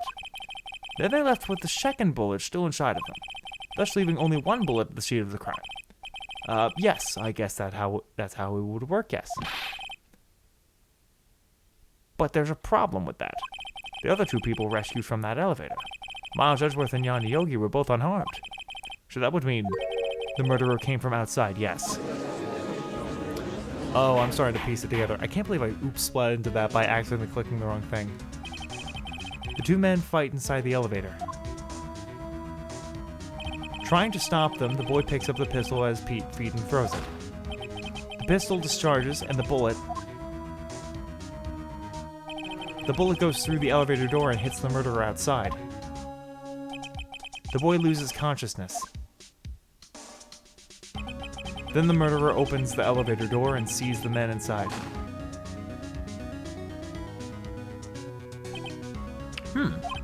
Mr. Wright, you are truly the most unpredictable defense attorney I've ever known. I can tell you're grasping, yet I cannot possibly deny the possibility of what you're saying. What are you saying? Deny it. Deny it. No one involved with the incident was wounded. There was no murderer. No one was wounded at the time of the incident. He's right. I can't think of anyone. Hey, Nick. Huh? I just thought of something really crazy. Crazy? Remember what Mr. Grousberg said yesterday?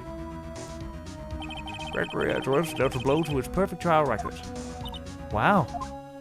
It must have been quite a shock for Von Karma. He took a vacation for several months after you see. Yes, an unusual event for the man. That was the first and the last vacation he's taken in so many years of prosecuting. What if Von Karma didn't take that vacation because of the shock, but took it because he was injured? Which would mean, it could only mean one thing. He was the murderer on the DL6 incident. He was the man who shot Gregory Edgeworth. It was Von Karma. Oh man. Something wrong, Mr. Wright? You seem dazed. No, Your Honor. Well, you have indicated the possibility that the murderer came from outside. Ooh, excuse me, that stuck up on me. I'm so sorry. Can you give us the name of your suspect? No. Should I come out and say it now? Say it now. Your Honor, there is a suspect, one lone suspect.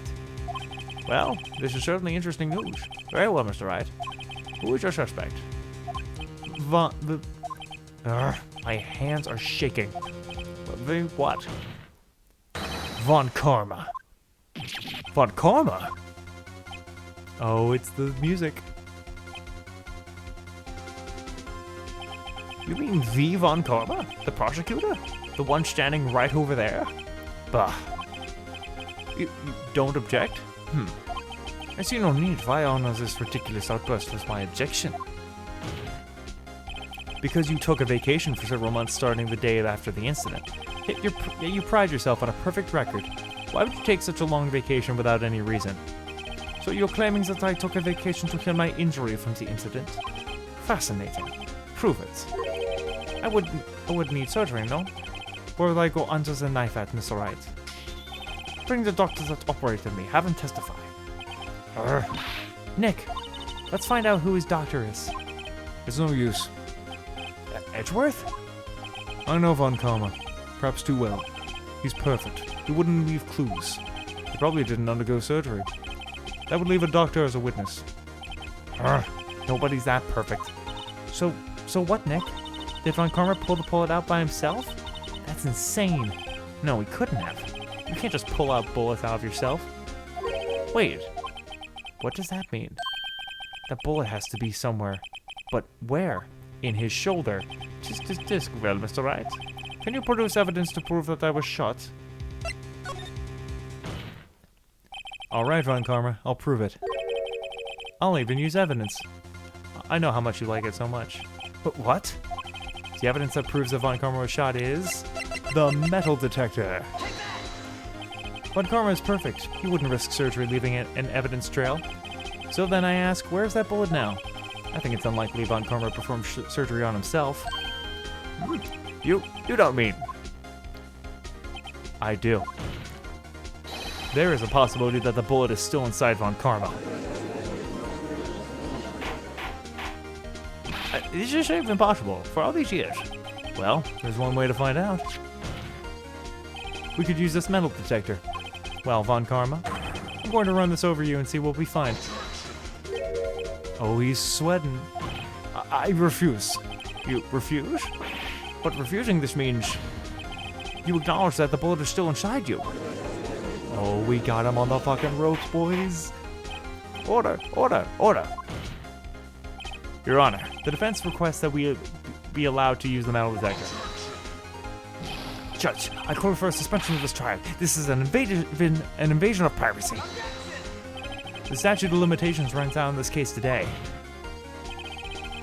It was you who said we had to end this right here, right now. Enough. I permit the use of the metal detector. Mr. Von Karma, you will submit yourself to testing. Nick, what does this mean? I don't know, but we have to give it a shot. Oh, here we go. Here we go, boys.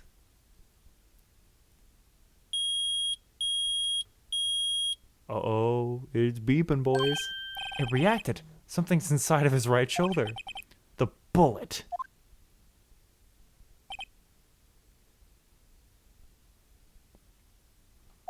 Mr. Von Karma? You. It was you. I was afraid this would happen, and so I remained silent.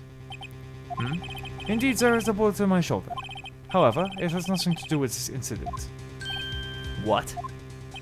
I was shot in the shoulder long before the DL6 incident. I claim that the bullet in my shoulder has no relation to DL6. But, Mr. Von Karma, can you prove that? Proof?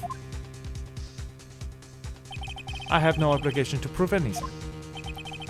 It is Mr. Wright who must prove something here, not I. Mr. Wright? Well, can you prove it?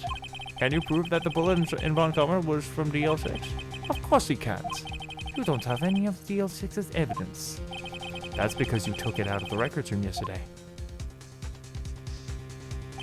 With no proof, you cannot convict me of any crime. So sorry, Mr. Wright.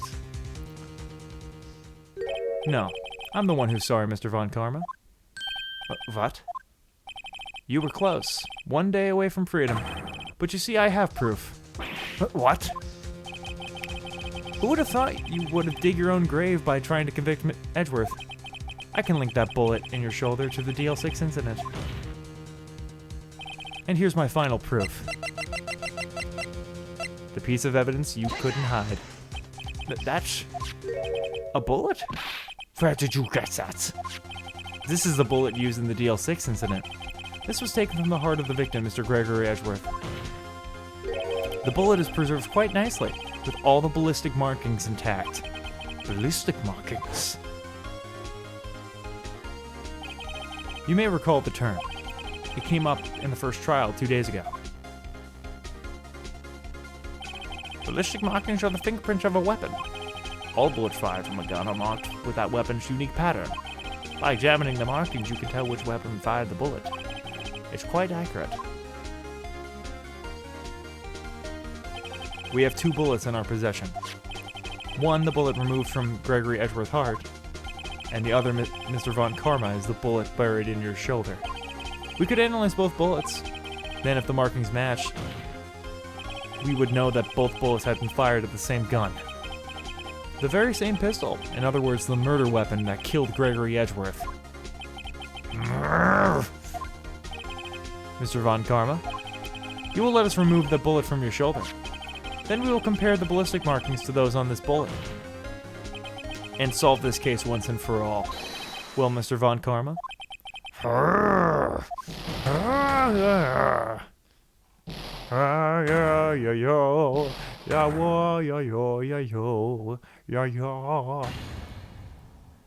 That scream. I've heard that scream before. Wait, I know. Help, I can't breathe. Quiet. I said quiet. You're not making this any easier. Stop breathing my air. I'll stop you. Stop breathing my air. Get away. Get away. Get away from my father. Bang. Why, yeah.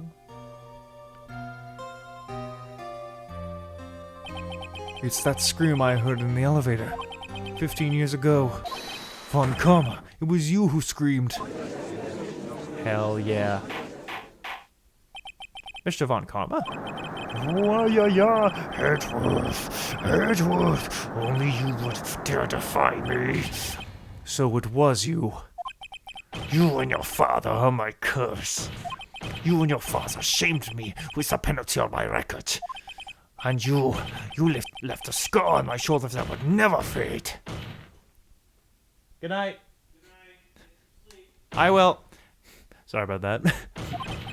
I'll bury you with my bare hands. Yes. 15 years earlier. Chief Prosecutor, I am sorry. Von Karma, it's not like you to make this kind of error. I never would have thought that Edgeworth would be the one to catch you. I was careless. I'm sorry, but you will have to be penalized. I covered you in the past, but not this time. Edgeworth. It was a shock like none I have ever known. Me, penalized. It took hours for me to regain my composure. Certainly I found myself in the darkness. I was in the court record room. I must have wandered in there without thinking where I was going. The room was pitch black. The lights must have gone out. I went out into the hall and felt my way into the elevator. I pressed the button, but nothing happened. Then, there was a noise. I was in pain. A horrible burning pain in my shoulder. Just then the lights came on, and the elevator door opened before my eyes.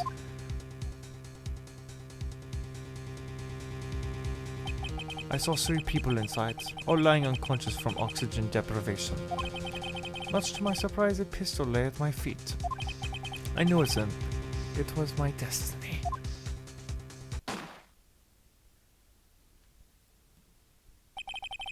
In his last moments, Gregory Edgeworth was still unconscious. He died, never knowing who had shot him. Later he spoke through the medium, blaming Mr. Yogi. He was fooled. It was a perfect crime. Tisk, tisk, tisk. Who would have thought another man would have come to open that elevator door? Judge, What? what are you doing? Do your job. Bring an end to this miserable charade. No, ain't it? Very well. Wow, we caught him. It appears that we have come to a very long way to the end of this maze. 15 years later. Mr. Miles Edgeworth, Yes, Your Honor. you were innocent. You are innocent. As you said, it was all a nightmare. Yes, Your Honor. This court finds the defendant, Mr. Miles Edgeworth, not guilty again. 3 verdicts, 1 case. That is all. The court is adjourned. Oh my god, we actually got him. With, I mean, minimal losses, maybe, perhaps? Nick, we did it. Did you see his face? When Karma looks even paler than usual. He's pretending to be all cool, but inside you crushed him, Nick. Crushed. I gotta say, I'm impressed. It was pretty cool, close, though. I was sure we'd had it. I know. I was on the verge of tears the whole time myself. But now it's all just a good memory. So, it's finally over, Edgeworth. Right. Yeah? I'm not sure how to say this. I know. Try thank you. I see. Thank you. Right. You're welcome. I think you could have done better than that. Sorry. I'm not good at this sort of thing. You got a lot to learn, Edgeworth. She's got you there. Whoop! Amazing, Pale. You pulled through just like I thought you would. Never forget this. I owe you one, Pale. And tonight, let's party. Dinner's on me. Yeah, my salary went down a bit this month, but who cares?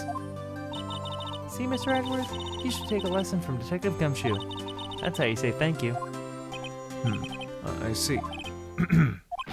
Whoop. I feel foolish.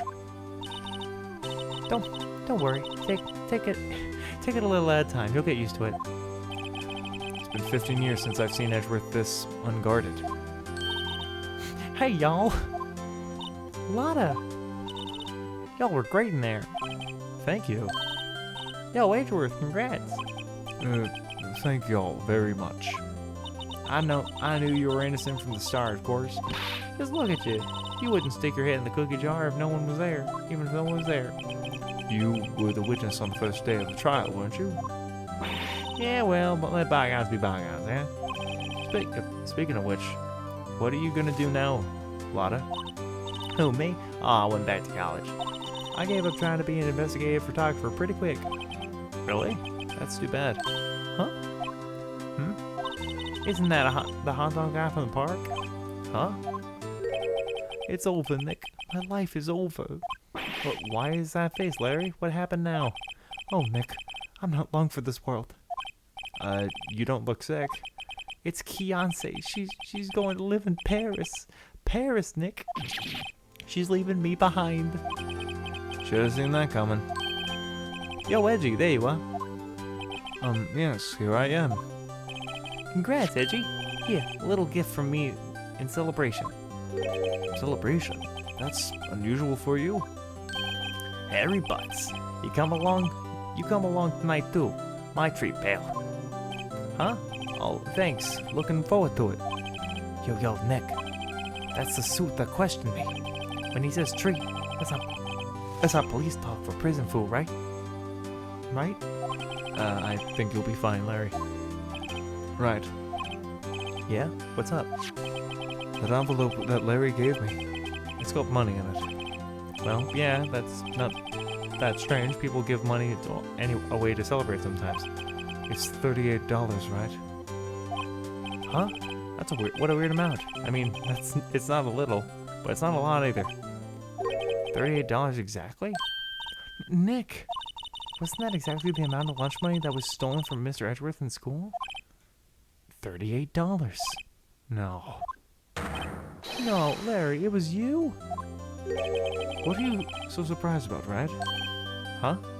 Everyone was absent that day from school, right? But that doesn't automatically rule him out as a suspect. What? Think back on that day, 15 years ago. Larry took the day off, but he was bored, so he came into school anyway. Then he saw that money lying there. And the rest is history. I never was good at history. Yeah. Edgeworth. You didn't know, did you? I suspected. I just couldn't picture Larry protecting you like he did that day. Everyone else was saying you did it. The whole class was against you, remember? Yeah, too well.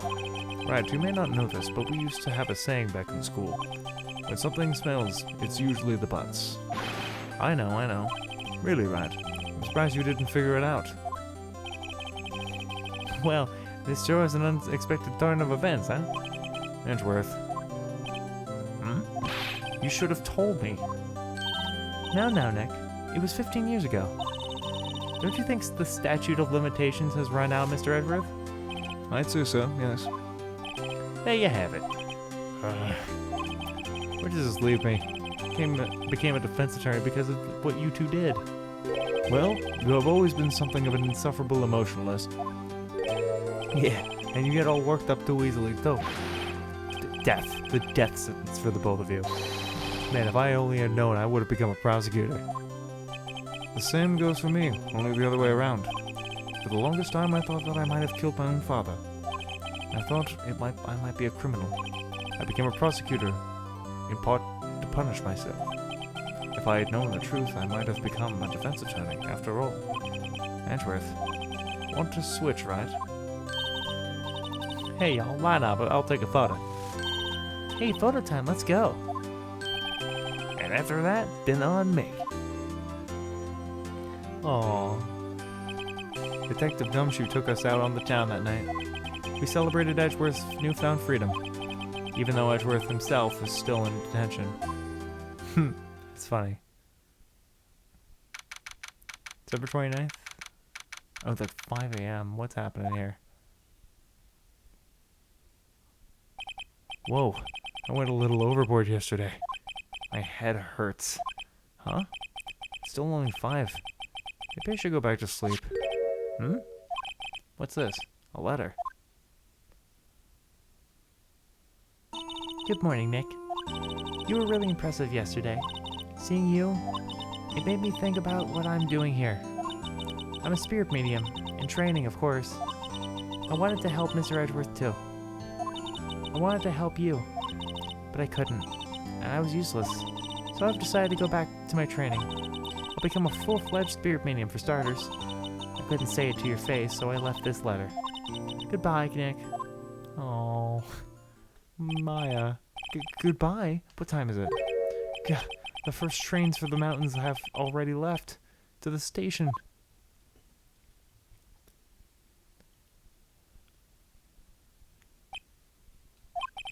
I guess I'm too late. Hey, Nick. Maya. So, you're leaving? Yeah. It's hard to become a spirit medium who can't talk to spirits. And I think you'll do fine without me, Nick. Be good, okay? hold it. But wait. What? I never could have saved Edgeworth without your help. Huh? On the last day of the trial, I heard her. I heard Mia's voice. You heard my sister? Yeah, only her voice, but still. It was at the very end when I thought we'd lost everything. Well, that's my sister for you. Detective Gumshoe helped, and Mr. Grossberg, and even Larry. I'm the only one who couldn't help. I was useless, Nick. But you were the only one who stopped Von Karma, Maya. Huh? I didn't do anything. All I did was wander around in the daze. Sorry, but I have evidence that you helped. Evidence? Show him I have some evidence to cheer her up.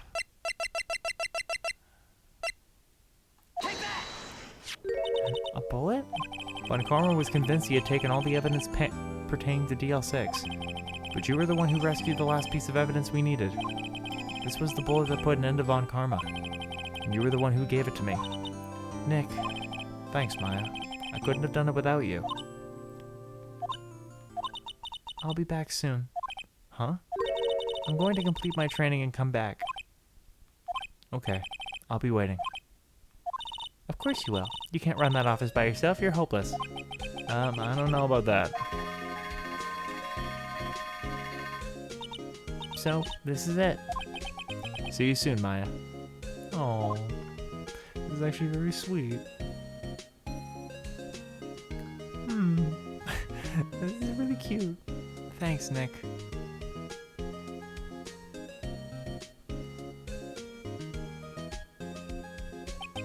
And so my story ends. Time to turn a new page. And say goodbye to the novice defense attorney that I once was. Now a new story begins. With the same old crazy cast of characters. Ha! Don't think you've graduated yet, amateur. Mr. Wright, perhaps you'd like to rethink that claim? Yes, Your Honor. Oh, I got a bad feeling about this.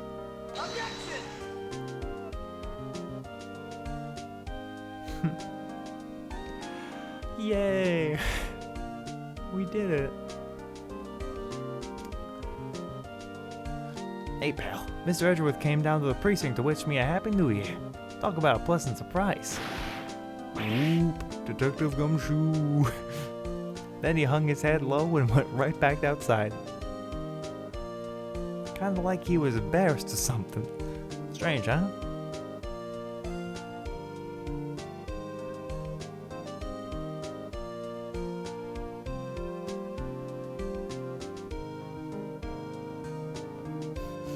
Huh?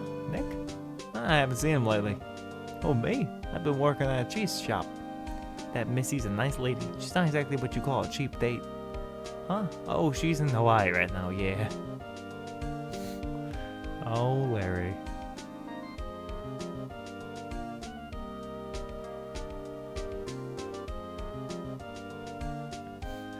It's Payne. Oh, right. Yeah, I remember him. I hear he's been busy lately. You know, not to ring my own bell, but I sort of tell him everything he knows. I'm sure he's grateful.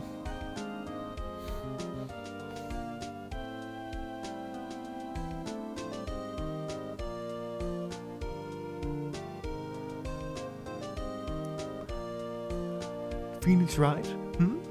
Ah, the defense attorney for whom I wrote that affidavit for, yes.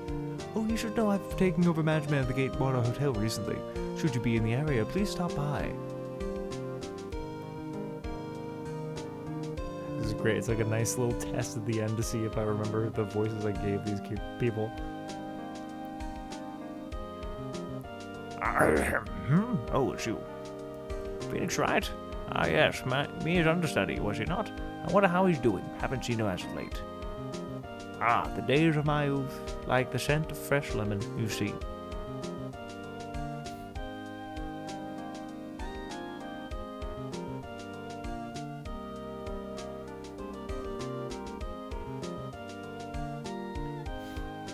Phoenix Wright? Is he an actor? Well, I'm not buying it. You can't be a star with a name like Phoenix. Oh.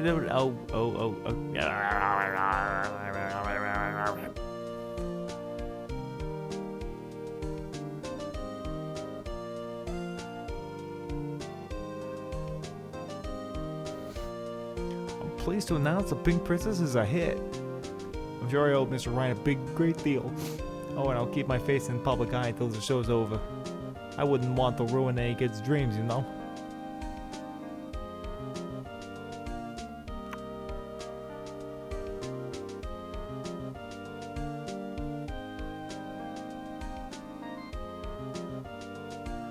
Oh, I got a letter from Maya the other day. It sounds like she caught a cold standing under that waterfall. I wanted to visit, but didn't have time, so I sent her some Pink Princess trading cards. She said she can't buy them where she is. What kind of place is she living at anyway?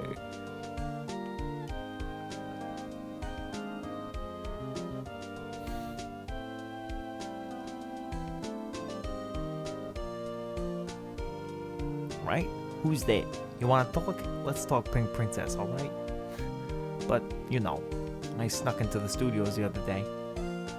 And I saw her. The one inside the Pink Princess suit. Ugh, what a dork. It was kind of a shock for the boy my tender age. Dude.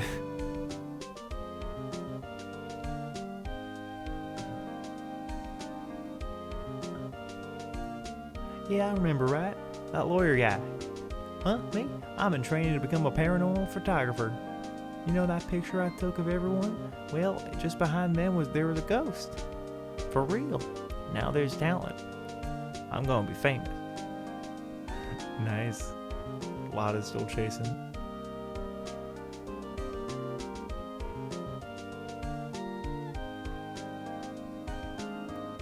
Oh, it's Mia. So sweet. Yeah. This was unironically a really fun time. And I get to do it all over again. Oh, wait, what? Oh. Ooh. Oh my god, my fucking... I am...